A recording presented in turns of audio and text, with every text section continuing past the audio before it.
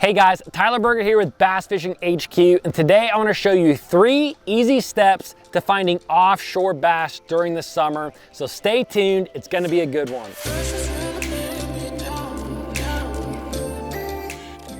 All right guys, the first part of finding offshore bass during the summer is map study. Map study is so important, and it's something that you definitely shouldn't skip. The more study that you do before you go out in the water, the less time you're gonna spend wasting time idling around out there. Yeah, you don't necessarily have to do this before you go out. You can simply look at a map while you're out there on the water. There's something about just sitting back and looking at a map, whether you're in your boat like I am right now, or even if you're on your phone or iPad, simply just looking at a topographical map and selecting areas or putting areas in your mind where you think, man, this looks right or that looks right. When it comes to different structure features, bass can be anywhere during the summer. I mean, they can be on points, they can be on ledges, they can be on humps, they can be on old road beds, they can be on flats, they can really be anywhere. But when it comes to kind of eliminating a lot of those structure features, one thing that I really like to look for during the summer is the old river channel and old creek channels.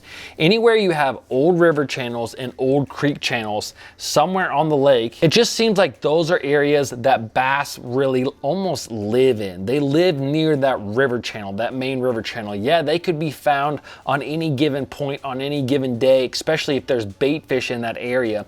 But it seems like if you can find a structure feature like a hump or a point or a ledge, if it's somewhere right up against an old river channel or an old creek channel, that really seems to be some of the best structures that you can find during summer. So let's get to the lake, jump in the boat, and go to step number 2.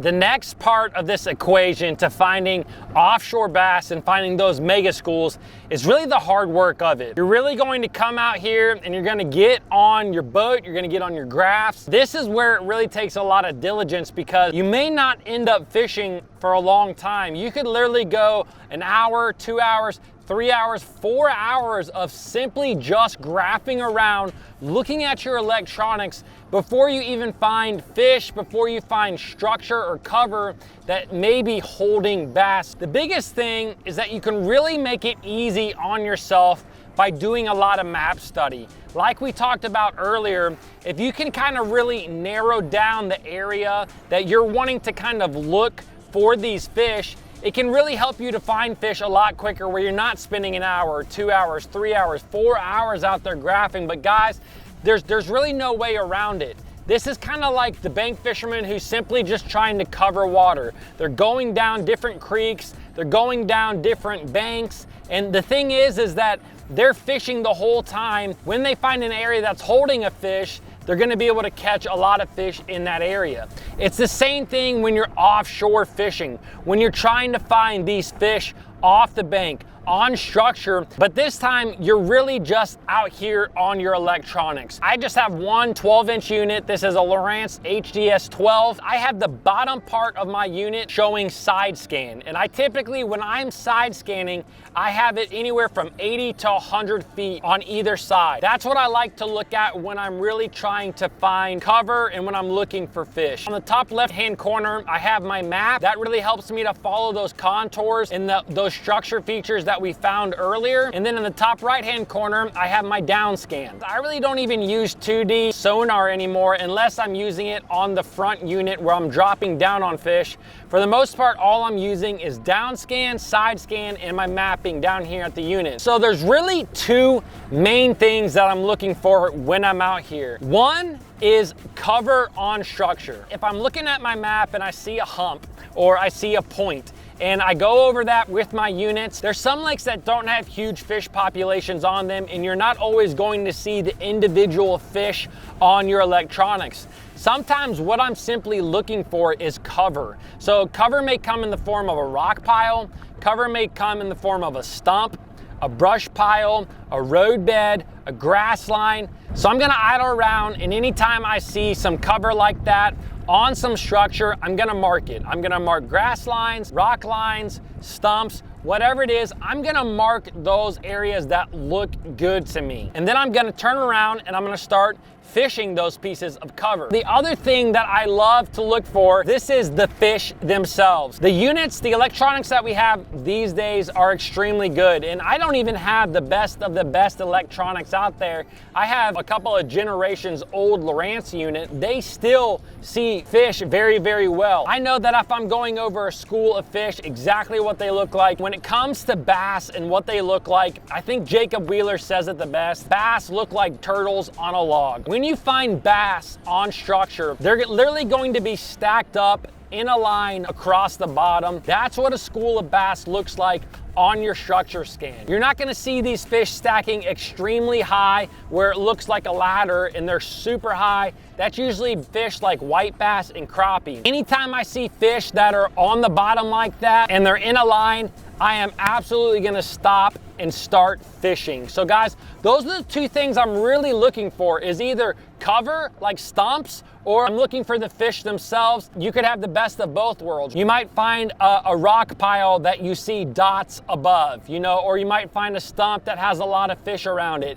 Those are the times where I'm gonna get up and I'm gonna start fishing for those fish. One thing that I think is really important to do when you're out graphing is I always like to graph using 455 kilohertz. This is what I use when I first start graphing. Basically, all you really need to know about 455 kilohertz is that you're able to see broader. You're able to see wider. That's when I like to use 100 feet to each side. Here, I'm really trying to look for structures, maybe off to the side, pieces of cover off to the side.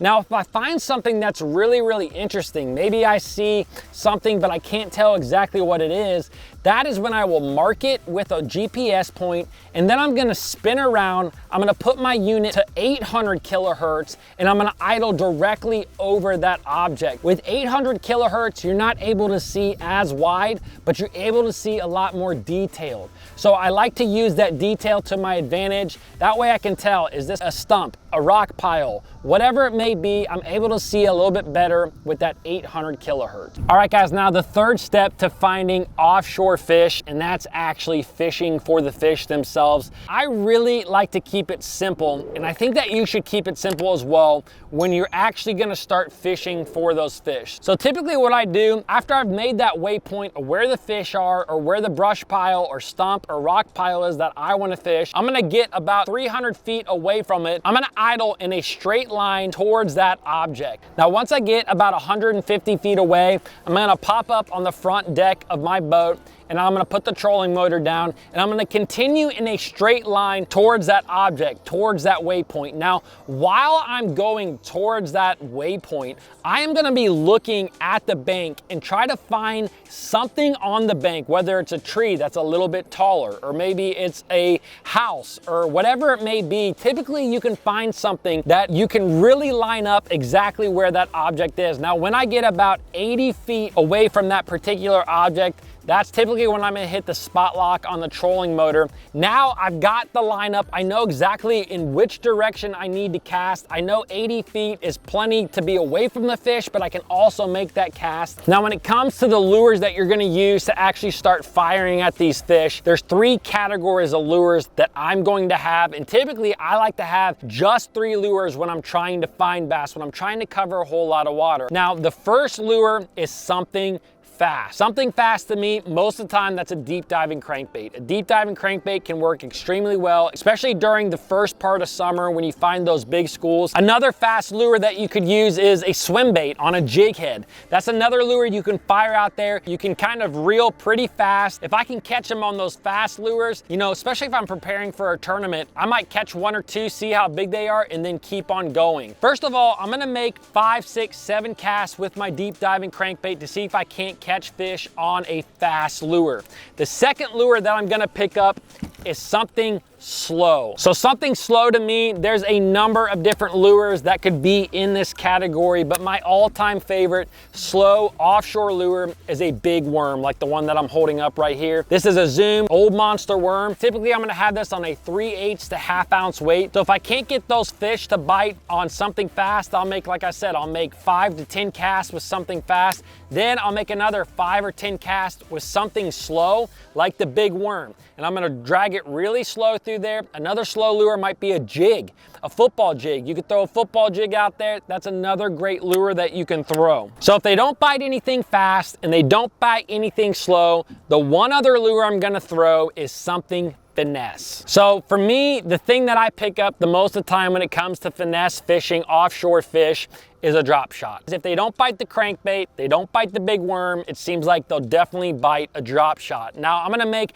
5 or 10 casts with the drop shot as well. Guys, if the fish don't bite your crankbait, if they don't bite your big worm, if they don't bite something finesse, one, there's either no fish there, or two, they're just not active. As this happens a lot of times with offshore fishing, you have to check them throughout the day. This is the same process that I'm always going to use. I'm gonna fish something fast, I'm gonna fish something slow, I'm gonna fish something finesse. Literally, I'm making 5, maybe 10 casts with these lures. If nothing bites, I move on to the next thing. Guys, it's that simple. Something fast, something slow, something finesse.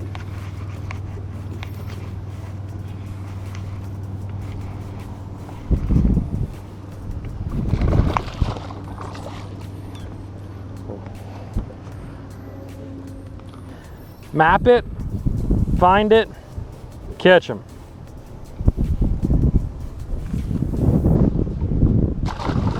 All right, guys, so those are really the 3 simple steps that you can use to find offshore fish. 1, map study. Find those structure holding fish elements. 2, graphing, the hard part. The big things that I'm looking for is either fish or cover that's on the structure themselves, like stumps and rock piles. And 2 is fishing for the fish, the fun part. This is where you're gonna fish something fast, something slow, and something finesse. If the fish are there, I promise you they're probably gonna bite on one of those things. If they're not there, then keep moving on, keep trying to find more fish. I hope you enjoyed this video. If you did, please give me a thumbs up. Please comment below if you have a question, and please subscribe. I'll see you guys in the next video.